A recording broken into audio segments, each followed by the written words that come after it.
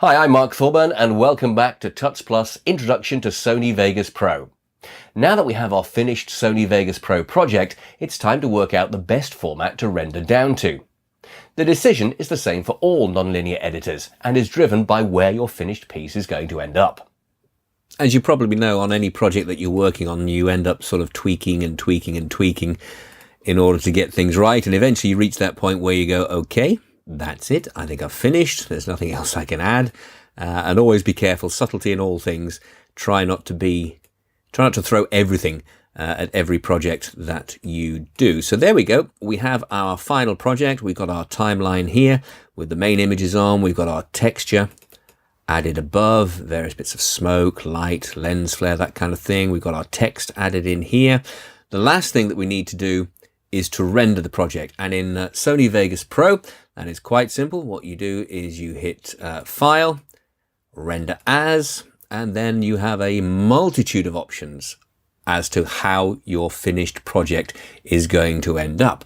And the question is, where is it going to end up? If you're going to be using it on the internet, something like YouTube or Vimeo, then that's fine. You're going to want to render it to that format or a format that's acceptable to that. Or maybe you've got something bigger. Maybe you're going to be burning it onto DVD or onto Blu-ray or whatever. If you look at the various options that you've got here, you really do have pretty much every kind of potential render. What I always recommend doing is the highest quality render that you can, and that will be your master copy. So choose something that is appropriate to the format that you filmed in the first place. I mean, you can of course upscale it, which is fine, but then you may end up just taking up storage space that isn't required because the original files themselves weren't of the high quality.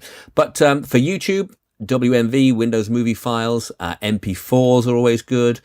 Highlight the format that you'd like it to be saved in. So Internet HD, 1080 progressive is fine. Title it what you want to and stick it in the folder where you want it to be. And then you would hit render, and this is what would happen. You would wait for it to render. You get the approximate time to render building up here, and obviously the progress bar there. And depending on the size of your project, as with all nonlinear editors, it can take quite a while to render down.